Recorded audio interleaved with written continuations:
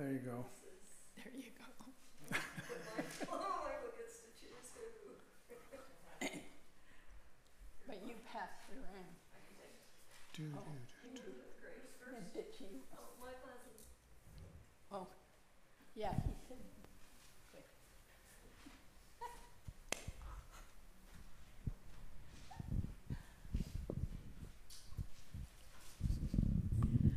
At lunchtime, we were having a discussion about when, as a bodhisattva in training, it's okay to say no. When is a bodhisattva in training? It's okay to say no to a request. Oh, yeah. And I would just like to hear your views on that. Say that again. Could we hear your views on that? Say yes. You could say no.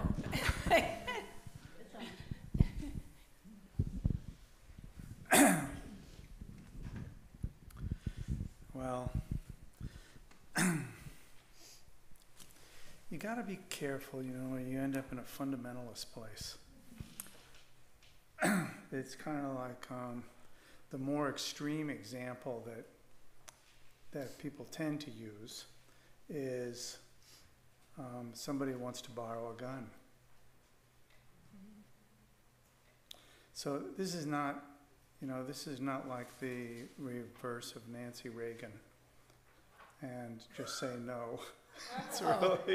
It's really like you have to have some skillful means in there so that you have a sense that what you're feeding into, what you're giving or taking or doing is not just a kind of an isolated thing. That there is no such thing as an isolated thing, that all these things are interconnected, and you can't, if you don't develop some skill around it, then you end up struggling just with the rules. And the rules actually are not made to be followed black and white, yes and no. It's not easy. So you will, let us say, generate the karma of engaging in something, giving something that somebody did something harmful with, for example. You're connected to that. And if you don't do it, something else may happen. You can't get this thing done by virtue of a checklist that makes it just easy to do. You can't do it. So there's no way around it. You'll have to practice.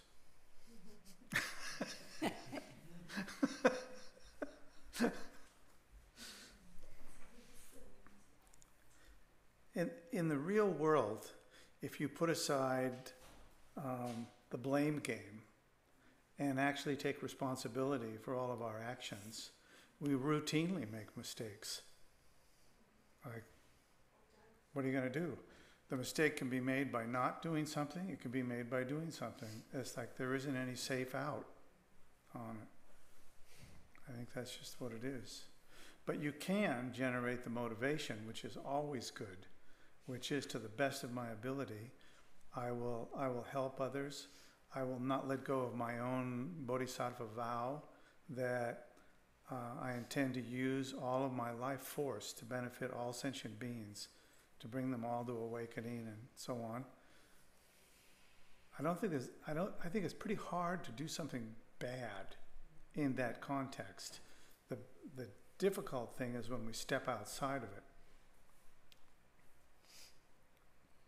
And you can't not step outside of it. It's just, we will make mistakes, and sometimes there'll be mistakes we really regret.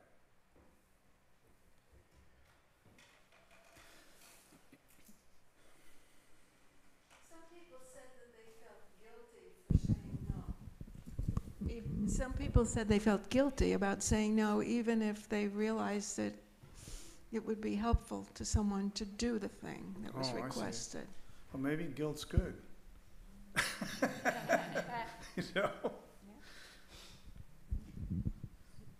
It's still not easy, right? I mean, the fact that you don't feel good about it doesn't mean that you should do it or shouldn't. There's nothing there.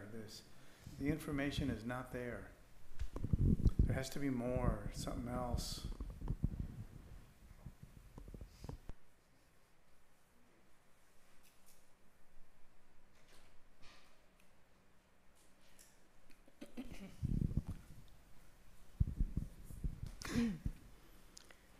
I apologize for not taking notes this morning. Oh, it's but Julie. there's- Oh, it's you again. So I didn't take notes, and my memory is poor. But something that you said this morning that I didn't quite get, and it was the antidote to aversion. And somehow it sounded different from what I've heard before. But I don't remember what you gave as the antidote. But at the time, I struggled to make the connection of how that was the antidote for aversion. Do you remember? Regret. It's what? Regret. Regret. Which of the... Number three. We regret all negative acts done with body, speech, and mind. Since time without beginning. Confession. Confession and regret go together, that's clear. The antidote to aversion, and that's where you got. That's where I struggled.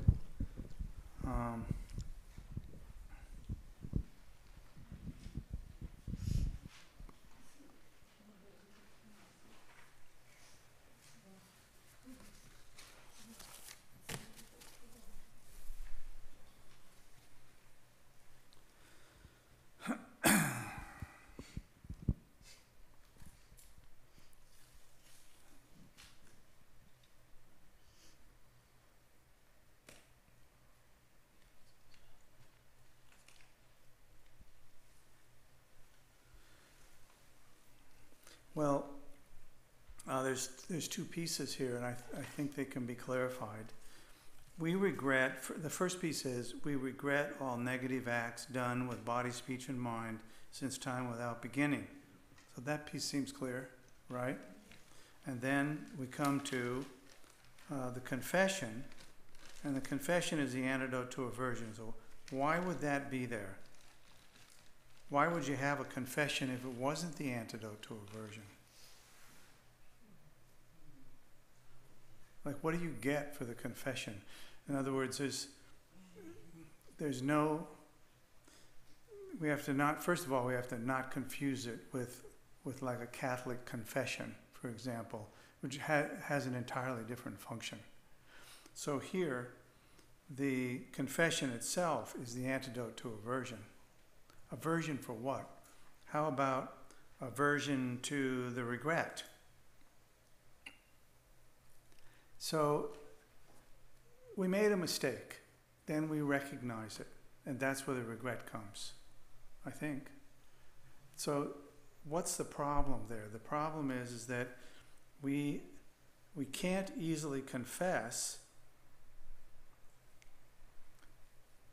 because of the aversion. The aversion and the confession end up like struggling with each other. But if you can just confess and just say, kind of like my friend who I was going to go fishing with, if I could have just said, you know, I can't work with the fishing thing anymore.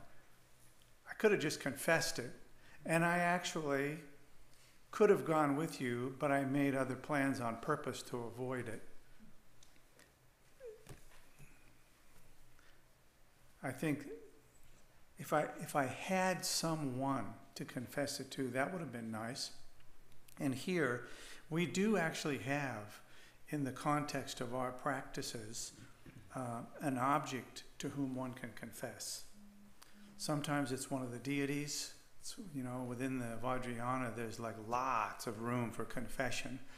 And the confession, in its highest sense, always has this this thing of, there's actually no one to confess to, nothing to confess, and no one to even confess. So there's an understanding that the self is empty, the confession is empty, the action is empty, but actually I don't get all that.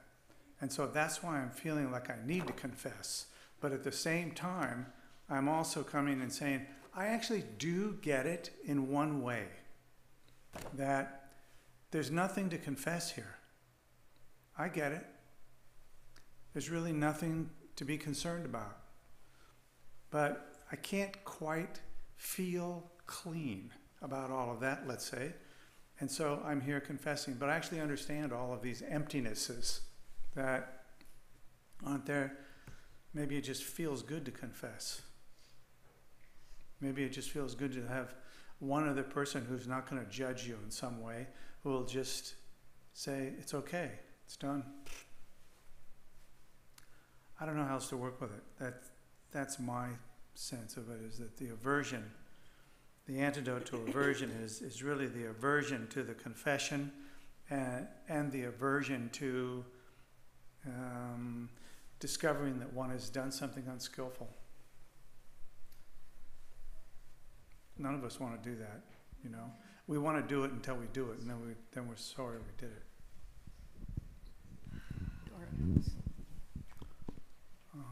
I was wondering, I don't know what you would think, Michael, about the connection that I was coming up with was if I reflect on what I regret, then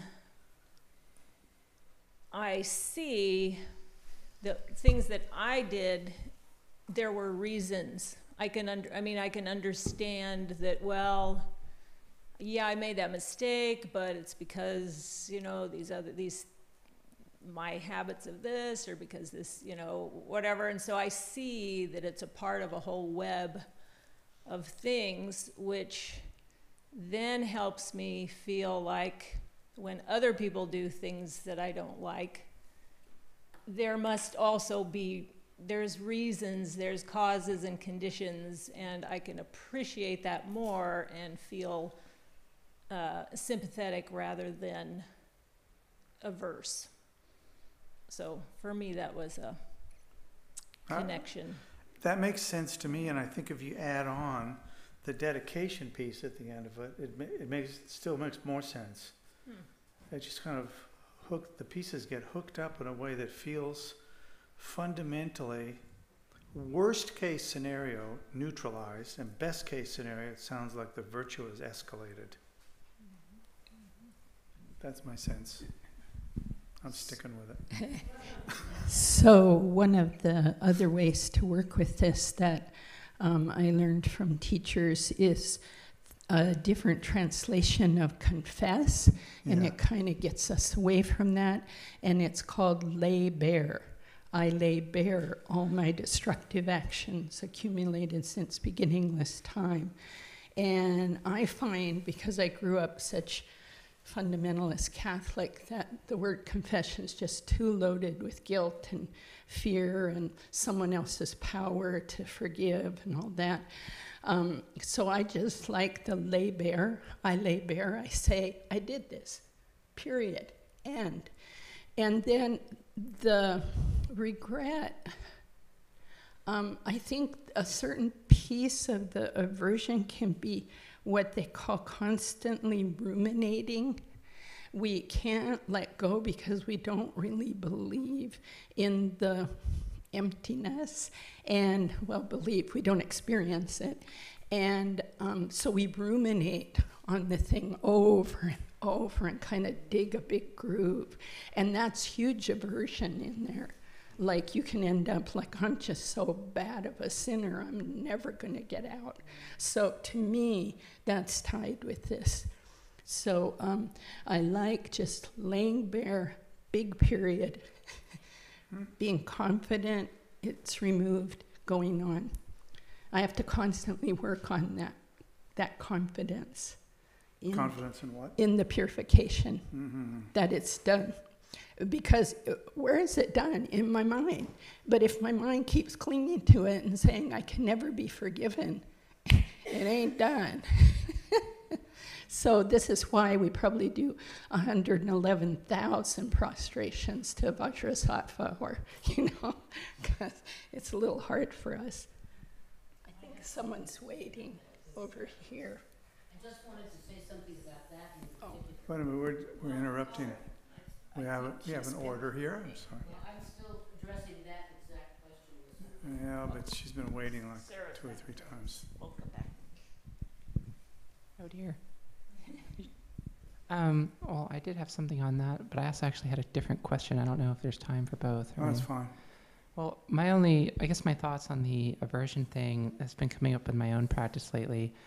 And I've just been kind of seeing that when I have aversion to others, I think the word contrition is better because I'm being contrite for things that I've done. I find that word helpful. But it's because I've been seeing that aversion isn't coming from other people. It's not like if I'm averse to a specific person that they are causing my own aversion. It's coming out of me. And when I do an act of contrition, it brings it back to me and my own training. If I were seeing the situation clearly, I would be seeing that they're doing the best they can. They're acting out of ignorance. They don't know any better. I would have compassion for them. And if I'm being averse, I'm not seeing that.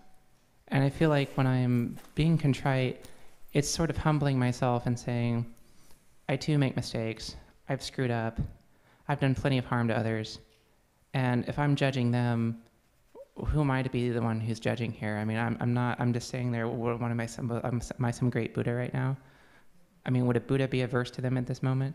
And it sort of thinks, well, if that's not true, if a Buddha would be able to be very compassionate and loving, then if I'm averse, I feel like I have more to do in my own training, that there's more that needs to be done, and I'm not seeing the situation clearly if I'm just sort of kind of all up in my head about them and going, rah, rah, rah, rah, this person is just, whatever, and criticizing them or whatever.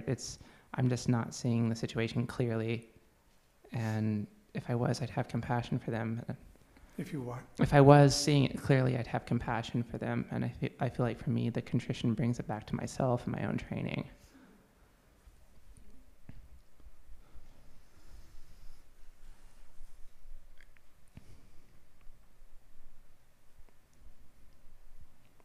Although I had another question too, but... What's that? I had another question too, but feel free to, if you wanted to say something about that. Well, what occurs to me from what you've said is that I think whatever you call the confession, whether it's lay bare confession or some other thing, I think that the actual confession is meant to be a way to get off the hook. Not illegitimately, but just a way to get off the hook that we keep like puncturing ourselves with. And so we have some baggage around the word confession and all, but once we're past that, then I think it's worth using whatever method that you have in terms of language to just understand that you are the confessor and the one who is confessing. There's no distinction to be made. And so you're basically stepping into a role like a play of some kind, where it's clear that something was done that you don't like, and you're an excellent actor because you actually did it. But the fact that you actually did it doesn't mean anything about you or anybody else, just like in a play. So I think that's why we have the regret, we have the confession, we have the pieces here. So the antidote is to see what's actually happened there, and it's not what appears to be on first look. So you had another. Yeah, I just had a question that came up this morning. I mean, you were talking a bit about like how kind of wonderful it would be. Can you hear me okay? How wonderful it would be to have like these thoughts of compassion or bodhicitta in all moments. And I guess what came up with that is that a lot of times stuff comes up when I'm dealing with some form of klesa or, kind of karmic energy or sort of emotional energy or something coming up. It actually takes a lot of energy to counteract that. It takes considerable effort. It's like almost a physical activity, if you were. Like if, say, strong worry or strong fear or anger or something were coming up, I mean, to see that, to catch it, and then to start applying the antidotes to that can be successful. And even if it is, it still takes effort of its own. It takes its own energy. And I find that even when that's successful, a lot of times I'm left physically exhausted later. I might end up having to like nap or sleep for hours. Yeah. And I guess my question would be, you know, in one sense, I have this kind of humorous thing, well, you know, we can sleep when we're Buddhas kind of thing, you know, kind of, we can rest when we're Buddhas. Or I brought to mind like Khenpo Rinpoche kind of saying that, you know, it gets easier with time. But I don't know, I just thought maybe you could say something about the fatigue of training itself, that sometimes when we're wrestling with these big things, even when successful, even when it's going well. The fatigue of training. Yeah, the fatigue of training, and how sometimes it feels like, you know, almost like we can't keep up a continuous effort just because we're so tired of the previous effort that we need a rest or something. I don't know, that you could say something. If we all had 5 minutes to talk about the fatigue of training, we'd finish tomorrow afternoon. It's like, of course, it's fatigue. It's like, you know, I mean, it looks like all I have to do is take the aversion, put it over there, put the confession over here, done. And then vacation. And then vacation, yeah. I don't know why that's true, but that is true. Like, it is exhausting to engage in these things, but you don't get any result if you don't do that. And what you're encountering is just we're just encountering our own stuff. It's not like anybody else put it there, ever. So that's one of the first things to get rid of, is that somebody else is doing this to me. And actually, it's funny, I would say for myself, it's a lot easier to say someone else is doing it to me. That's not exhausting. That's easy. The difficult part is taking it on full responsibility. Even you don't say it to anybody else. It's just this, there's something about it. It feels like it's at cross currents with what's more natural, but really it's what's more habitual. It's hard.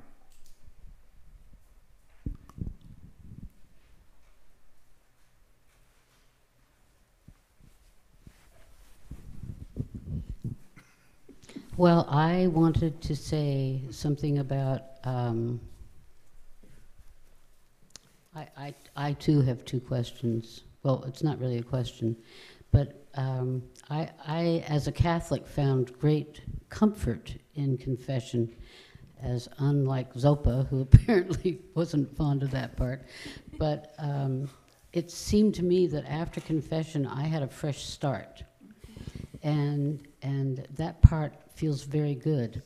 Now, it seems to me that there might be a lot of people in this room who really don't get to the emptiness part of it all, and therefore there has to be another way. And when I was first practicing, I had the prayer of the 35 Buddhas, of confession to the 35 Buddhas, and this externalizes it to some degree, whatever's going on with you.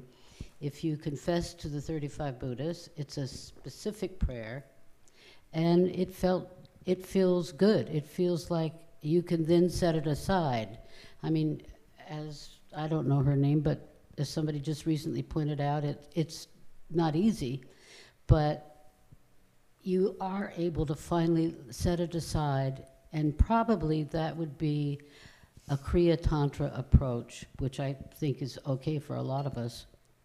And then that was just a comment I wanted to make. I don't feel like I need to talk about it overly. But the other thing I was curious about this morning as I was listening to you was the 6 realms, and in particular the animal realm. Because I'm wondering, how do animals get out of the animal realm, since we all go through every incarnation, from the hungry god, the jealous gods, to the animals, to the hell beings, all of it. We've all done that over and over again, and now we have a human life. But how, for example, would the animals get out of the animal realm? They don't have the capacity to confess or meditate or do the things that we do. So what happens there? That's my question. Well, having been an animal most of this life, you'd think I'd know the answer to that, but I don't really know the answer to it. I know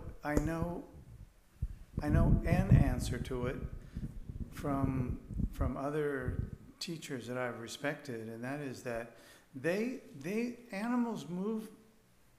First of all, nothing is inherently an animal. So let's put that one there first of all. There's no such thing as being an inherent human being. By virtue of causes and conditions, you find yourself as a human being this time. Oh, yeah. And next time, we don't know. Mm-hmm. Maybe somebody does, but I don't know.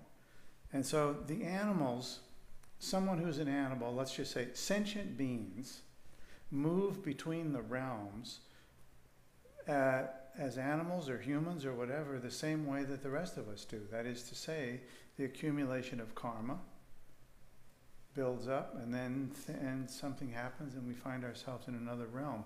But because we generally don't carry the memory of all of that, you would ask the question, how does an animal do it? Mm-hmm. How do they obtain merit? Yeah. Well, they can attain merit. Cannot? So Is that what you're saying? they can Oh, they can. attain merit, and they can spend their merit and be fun. That's just, there's nothing new there. There's nothing special for animals. I remember somebody once asked about a cat. How could a cat ever become a human? Because they're constantly killing and maiming and eating other things. Mm-hmm. And Kala Rinpoche gave what some people thought was kind of let's say, not really a full disclosure somehow. But I thought it was just fine. And that was that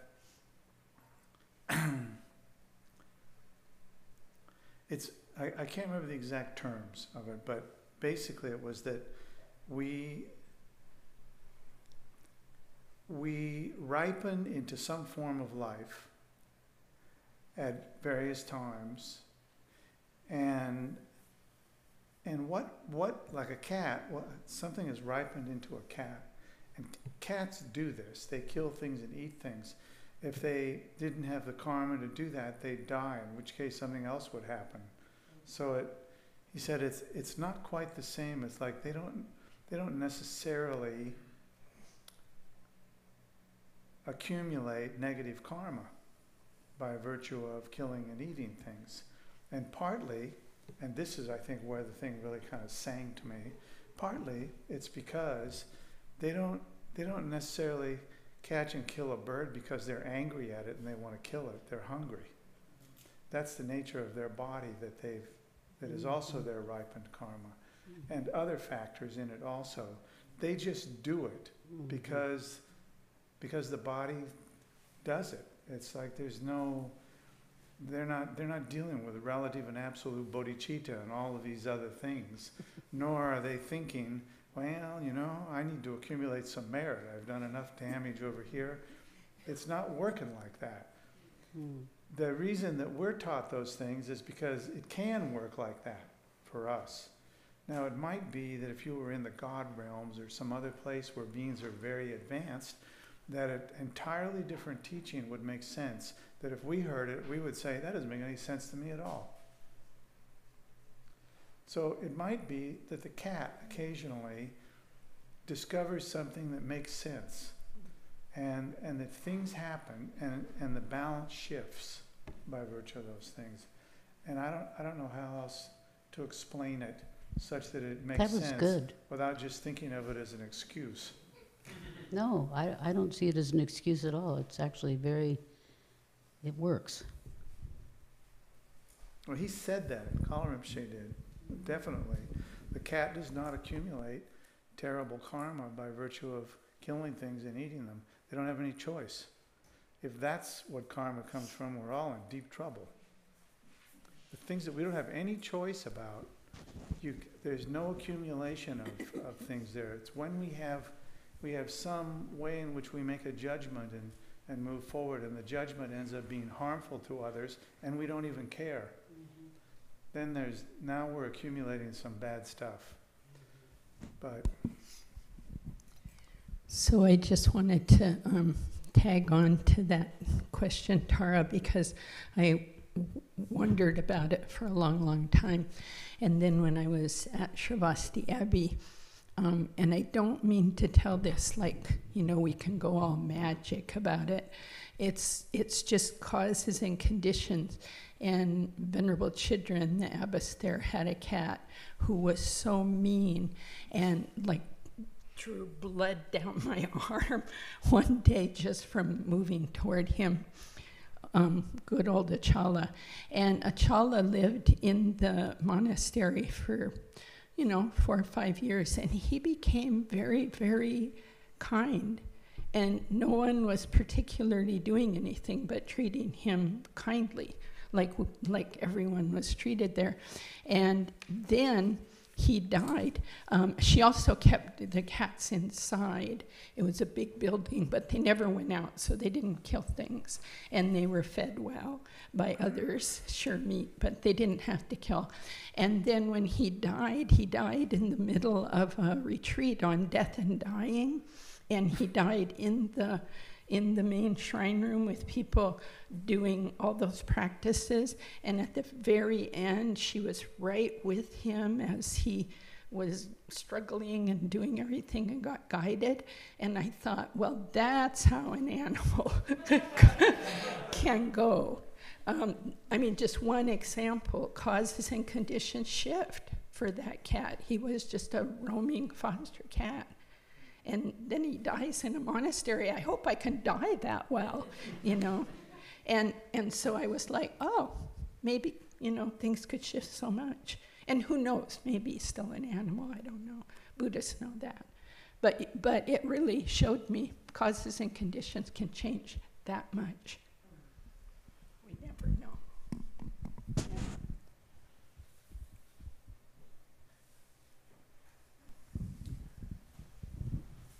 I think I have a question, but I haven't completely formulated it yet.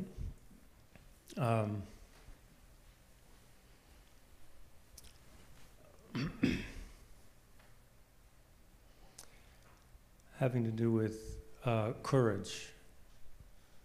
It's occurred to me lately that the whole endeavor requires a good deal of courage, and I think everyone would acknowledge energy and commitment and all of the 6 paramitas to engage in the commitments of the Bodhisattva. But all of these, it seems like what's not spoken about is how much courage it takes. So I wonder if you could speak about that.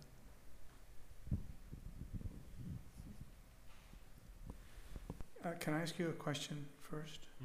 Because I think you're right on the edge of saying something, and but it's not there.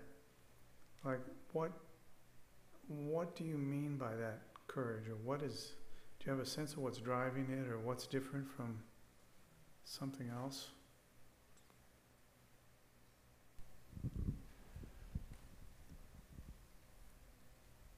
When we look at our own condition, and as the conversation is elsewhere described, looking at our own faults or our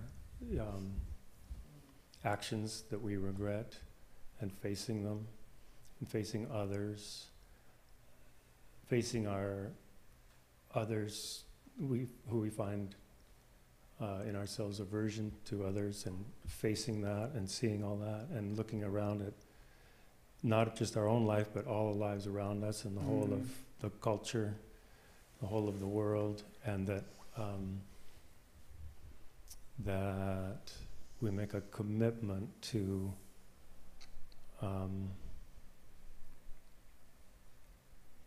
that our actions are toward a future of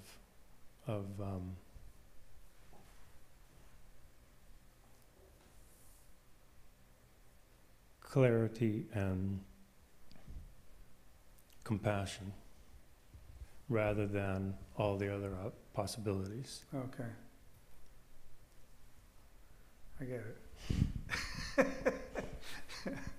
Yeah. Yeah, I think you're raising I think it's a great point.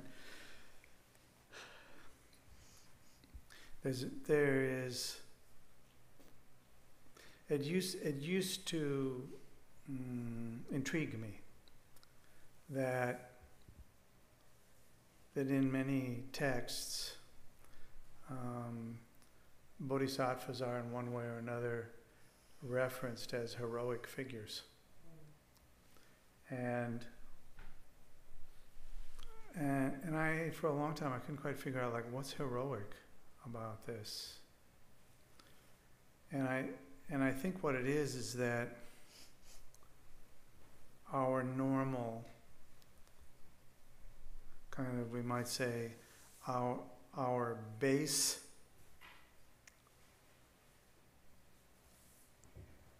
proclivities of disagreement and conflict and other kind of negative emotional things are kind of the default norm for most of us. And to challenge that by just continuously putting something else in its place seemed like an heroic act.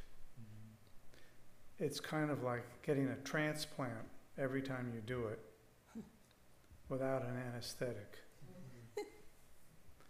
Just like, I want to really dislike you.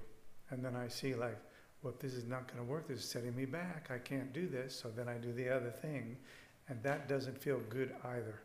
Mm-hmm. For maybe some period of time, maybe a long time, maybe decades, maybe lifetimes, I don't know. But I think to continue that moving against the default proclivity, habitual patterns and all, deserves to be called an heroic act. Because it's almost impossible to maintain that constant thing, even when you know that in the long run it's for your own personal benefit and the benefit of all sentient beings. It still doesn't feel good.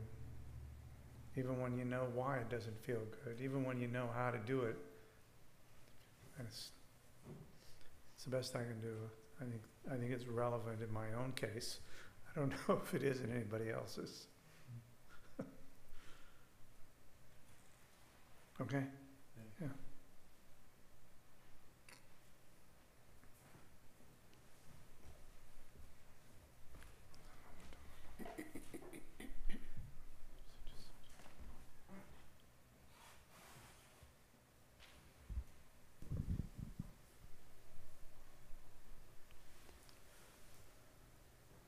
As I contemplate some of the things that you talked about earlier today and some of the questions that generated, it seems that in taking on the boundless view, in recognizing that we have all been creatures of all the different realms, that those kinds of things are driven by the accumulation of karma since beginningless time, that I have no understanding or recollection of how it works.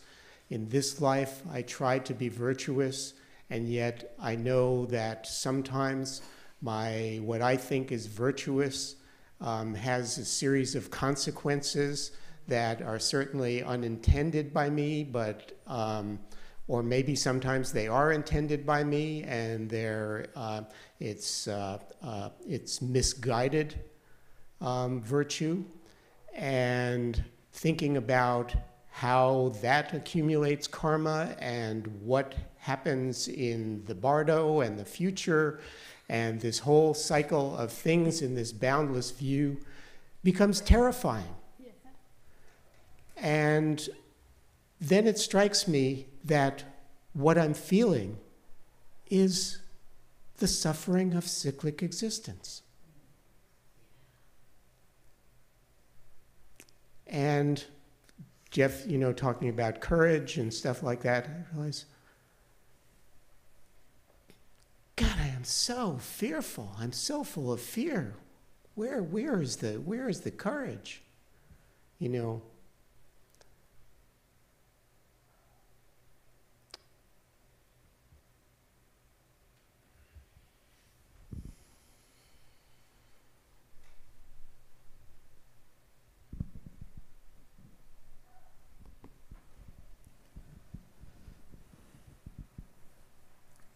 I think you're reiterating the previous comments that engaging in a Bodhisattva activity with intention, which is, let us say that the person who needs to continually manage their Bodhisattva activity, right, to look after it, kind of, they are the person for whom the path was designed. So the activity, which is actually pretty much prescribed, we can look and see, when you encounter this, do this. When you encounter this, do this. And it's like, it deals with hatred and personal hatred and external hatred and loving kindness and lack of equanimity and all of these things. And the instructions for what to do in each case, actually, if one cares to look that detailed, the instructions are all there. But they are not what we would do by virtue of our habitual pattern, almost without exception. So I think again, I think it deserves the frame of an heroic pursuit. Not for any one iteration of it, but for the uncountable iterations of it. It's like, how do you train yourself to do what your habitual pattern flows against? It's not a heroic pursuit in the sense of comic book heroism, but in terms of just ordinary sentient beings trying to deal with their suffering and its apparently invisible causes all the time, or worse, it's, you hurt me, or I did something over there, we're constantly shifting the blame, like in the mind training system, always shifting the blame from one person to the next, or from one thing to the next. And we're trying to get at the place where we actually embrace full responsibility for what's happening. And actually, mostly nobody else wants it. Nobody else is asking for it. So there's another level. In other words, just accepting responsibility is not enough. I don't know if you've noticed that or not, but it appears to be that way. Like, we have to up the ante all the time. And it gets exhausting, I think. I don't know what to do with it except take a nap. It's just about that time, I think. I think one thing that teachers have said to me, there's 4 noble truths, so we can get quite lost in the first 2, suffering and its causes, or we can gloss them. It seems like you're not glossing them so much. You're really diving in. But we need to balance with that it is possible to be completely free of all this muck and for others to be free, and there's a path to that, and you're on it. So take refuge and be happy about that part.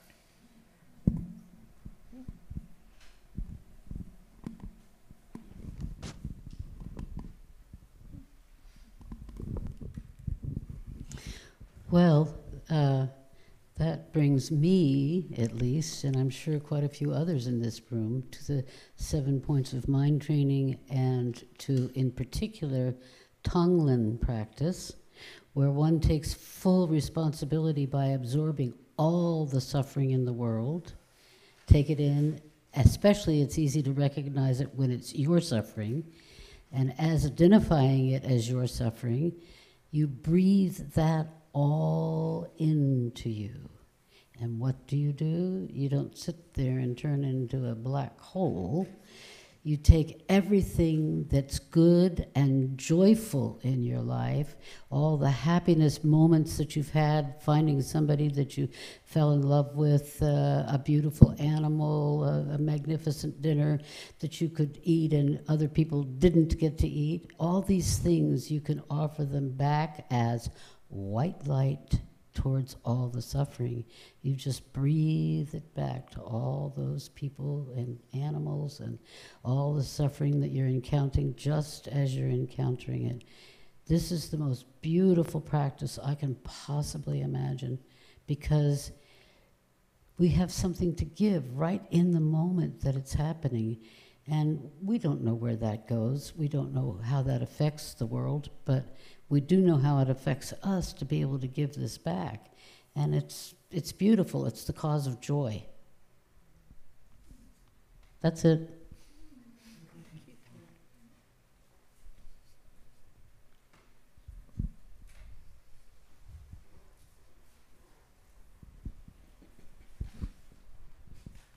Thank you. Is it on? Yeah. I actually would like to hear a bit more about what you talked about at the beginning of the teaching this morning about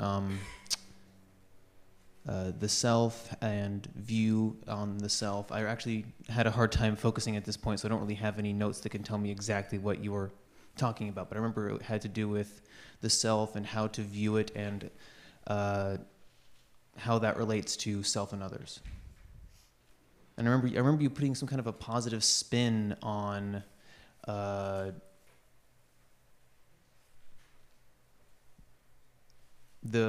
positive spin on the false belief in a eternal self, a changeless self. A positive spin on a permanent self? Yeah, or a positive spin on the existence of that view, a way to work with it that's positive, not negative. Oh, I see. I think I see.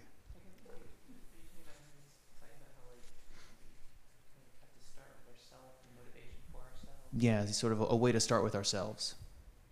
Start with ourselves. Well, I think that, like we were talking about, the heroic aspect of the Bodhisattva.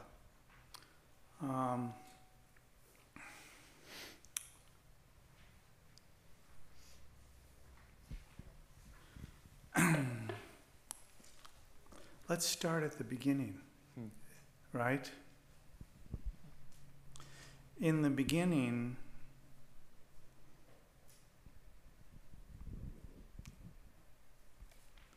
it's a little hard for me to imagine anyone looking at these Bodhisattva path descriptions, anyone thinking like, whoa, that looks really good. I'm going to do that.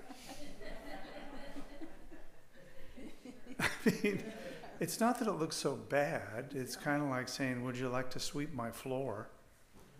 It's not particularly interesting. It doesn't look like, I mean, just take the norm. You know, why would anyone do it? Why? I really have trouble imagining if we had 100 people, maybe 3 or 4, would think, yeah, I'll try that. Kind of like, well, you know, to make you feel good because you're saying these things and I don't want to make you look like like it's totally useless. And so I'll do a little bit of it. But I think that most people would find it to be, at best, boring. And at worst, really painful. So, and I don't mean painful like physical pain, I mean like mental pain. Like, really? I'm responsible for all of samsara? That wasn't what I was looking for.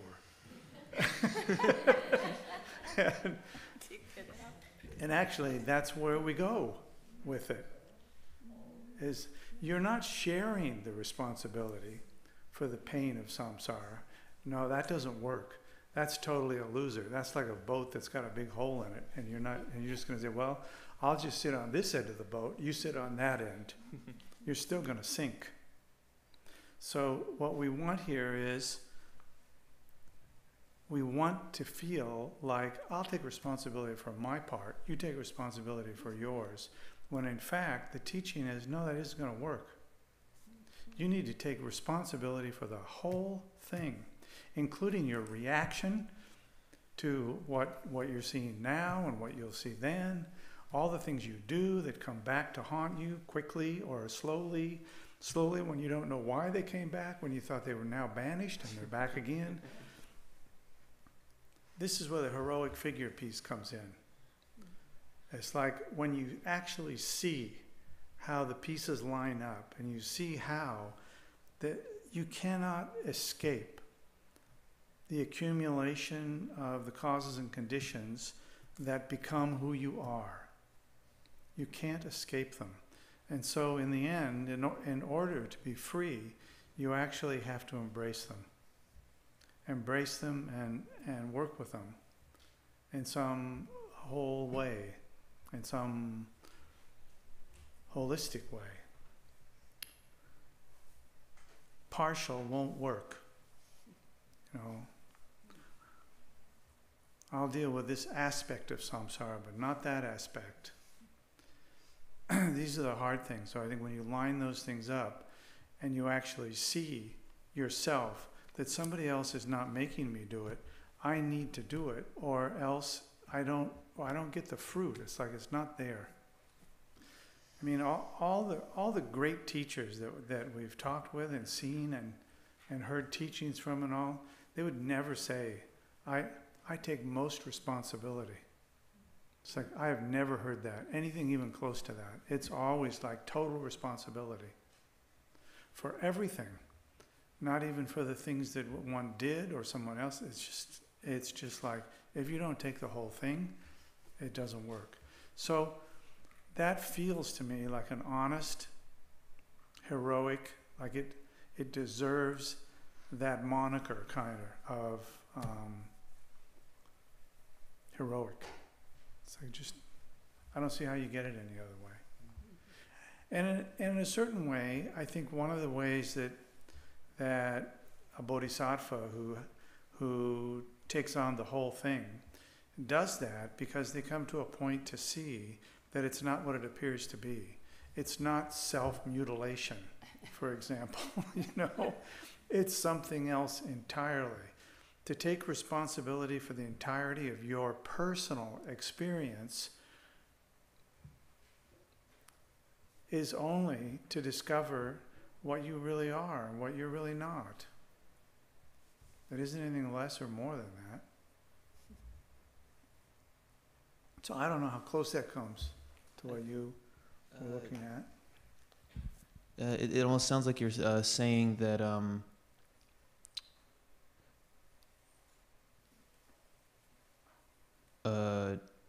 a bodhisattva lets go of the idea of a changeless self in exchange for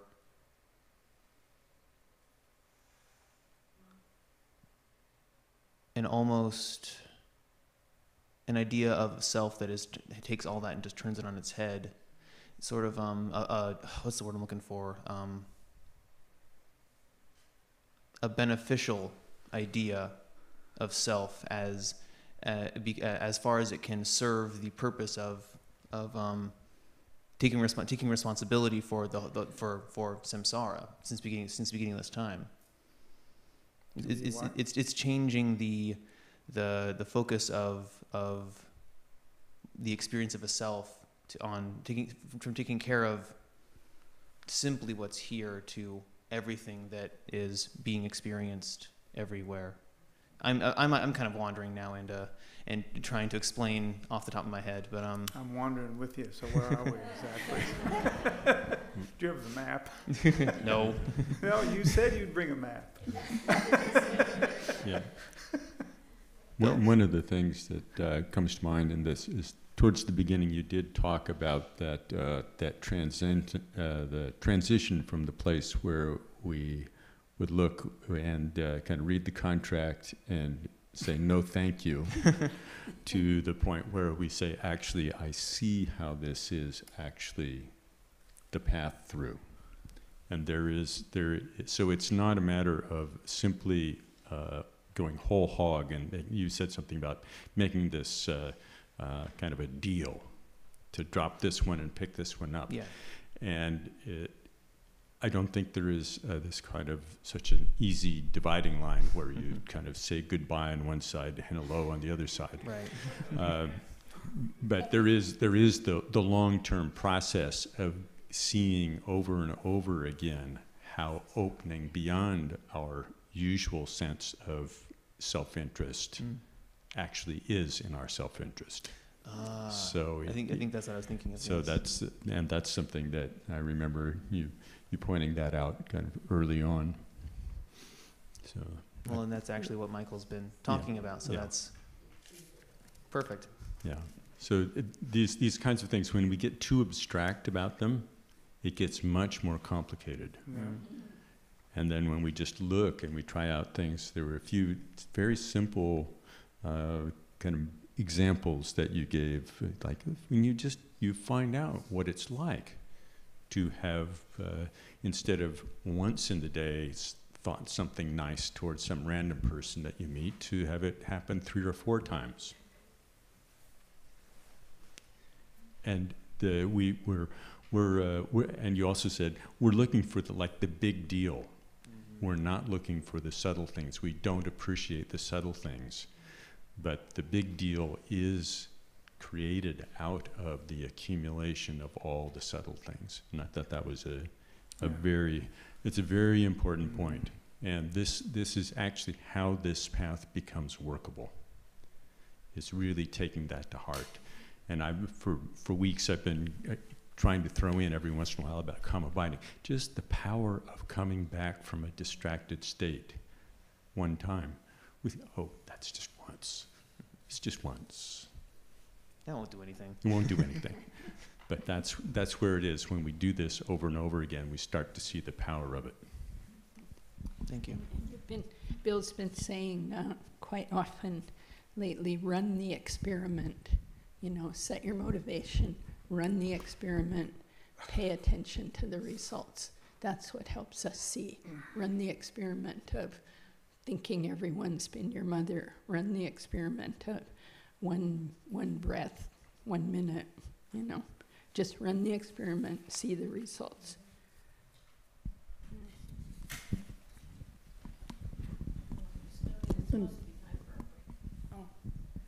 There are mutters of a break. The what? Muttering about a break. Oh, I see. Muttering. The schedule. 2:30, and then the vows at 3. Can I just ask my question first, maybe? Okay. I'll be quick. Okay, scram. So, Lama Michael. It's God. So, I'm nothing if not loud. For me, this, over the number of years that you've been giving these teachings about this, and others too, I think that for me, having been kind of in that place too, where it's like, is it like either or what? It's more about what's here. What am I resisting? Why is there a resistance? When I'm doing this practice, it's like, it is about transforming yourself, but it's really subtle the way it does it. And I think it's seeing what we think is a self, and then getting the little ahas over time as you look at what you run up against as you're trying to take and send. So it's just constant discovery, and you find that you don't always like what you find or what you bump up against, but it's no less valuable.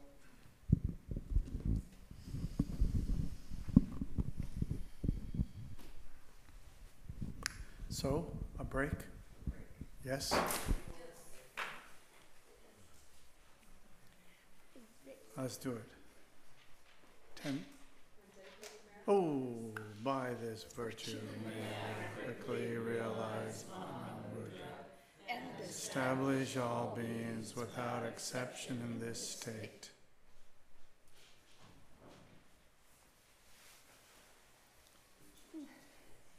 Okay, maybe 15 minutes at most. 10 minutes, I don't know.